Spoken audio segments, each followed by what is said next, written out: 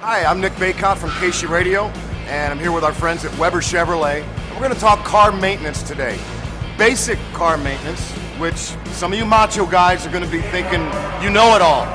Well, two things I could say. First of all, you might want to explain this to a young driver, maybe your daughter, like I have many, many times. And then for anybody who doesn't know the basics of car maintenance and you're driving a car, you should know these basic maintenance techniques.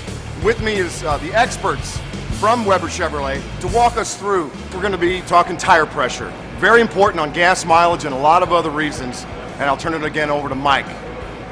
The neat thing about cars nowadays is the federal government requires manufacturers to put a nice big sticker here where it's easy to see. It's bright. On our cars we have an onboard computer that gives us tire pressures. It's nice to know that, but we need to get a number in our head that matches each car. So this car right here, I believe, is 32 pounds per square inch. So now that we've determined how much we need, we go down to the store and we get ourselves a nice, inexpensive tire pressure gauge. No particular brand, no particular place, but buy one, use it regularly, put it in the glove box so that you got it. Cheap tool, it'll save you lots and lots of money. So we're going to go up to our left front tire, which is easy. I'm going to turn this over to you. New tires have a pressure sensor built into them, so the caps are kind of different. Kind of reminds you of really? Even the pressure valve cap is different on new cars. A little different. All right, explain that one, Mike. Well, like anything else, I have a sensor that's right here on each 4 tires, and as I go around, it generates a little signal, and the signal goes to the dash, and it tells us what that pressure's at. So that's how that little light comes on. That's how it knows to turn the light on. There you go. So the cap's just a little bit different. It does screw off like a normal cap. Like it did. All right. Absolutely. A little longer. And a good old regular pressure gauge. I'm going to give it a good shot.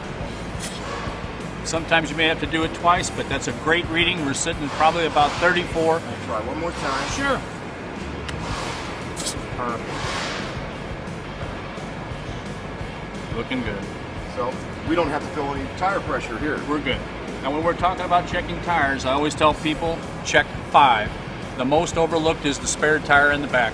Nothing worse at 2 o'clock in the morning with the snow coming down and the spare is flat. So we're going to go in the back of the car and look at the spare. One thing I like to point out to people that is in the trunk area, a lot of people don't get in, but several years ago they started installing these, and they're for child entrapment, and recently in the news there's been some issues about people being in trunks. If the kids get back in here, you get back in there, you can reach up and grab that. You can see with a little sunlight it kind of glows, and it will, you can see it, find it in the dark. Sure. So you pull that bad boy and the trunk comes open. So it's a wonderful device, just something to see in the trunk.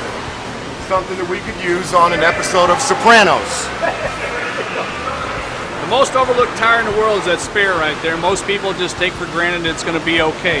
But when we're checking tires, this is number 5, and it's important. It's a little different. Some cars don't have spares. They're going to a fill can. But on the ones that do, we've got to stay on top of this guy because, again, it's something that's overlooked. We'll take that same pressure gauge that we have. Oh, my new pressure gauge. New pressure gauge.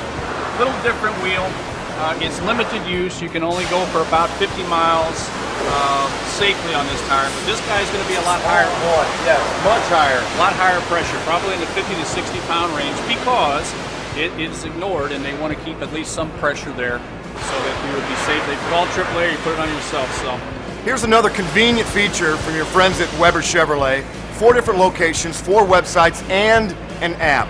For scheduling your maintenance, you can open up the app from Weber Chevrolet and you push a button for oil change or one of the other maintenance issues you might have, and quick as pushing a button on an app, you have your appointment scheduled.